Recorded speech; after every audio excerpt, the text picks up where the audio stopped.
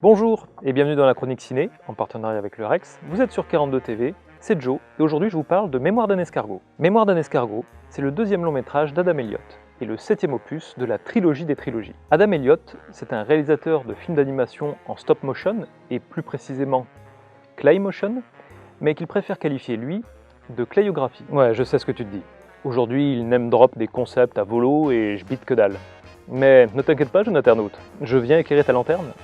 Pouce en l'air si t'as compris tout ce que je viens de dire. Alors, la stop motion, c'est une technique pour réaliser des films d'animation, image par image, le plus souvent à partir d'objets inanimés. Cette technique se décline en toute une variété de sous-techniques, dont les plus populaires sont la cutout, comme dans l'épisode pilote de South Park, avec des personnages découpés dans du papier, la clay motion, comme dans Wallace et Gromit, avec leurs personnages en pâte à modeler. Le terme clayographie, qu'utilise Adam Elliott, est un mot valise composé de clay, que tu retrouves dans clay motion, qui signifie l'argile, et de biographie, parce que le réalisateur parle constamment de lui, de sa famille, de ses proches, de ses amis, etc.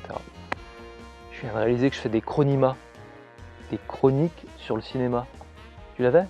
C'est un mot valise. Est-ce que tu crois que c'est pour ça que Karim Debache avait baptisé sa chronique cinéma Chroma ? Partage et abonne-toi si tu as compris ce que je viens de dire. Bref, Adam Elliott a un plan pour devenir célèbre. Faire 3 courts-métrages, 3 moyens-métrages, 3 longs-métrages, et puis mourir quoi. Plus qu'un long-métrage et un moyen-métrage donc.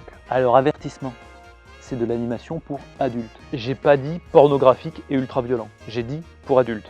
Ça veut dire que ça parle du deuil, de la marginalité, du harcèlement, du fanatisme, du suicide, des violences intrafamiliales, de la solitude, j'ai déjà dit le suicide, l'addiction, les troubles psychiques, bref, plein de trucs super gays.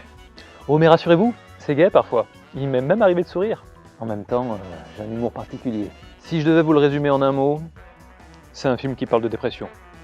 Oui. Cela dit, vous pouvez y aller avec des élèves du secondaire.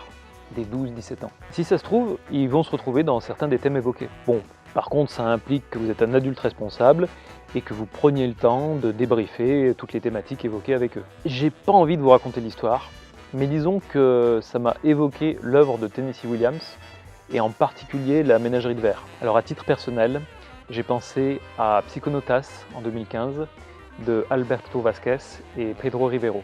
Oh, et il a obtenu le cristal du long métrage à Annecy en 2024.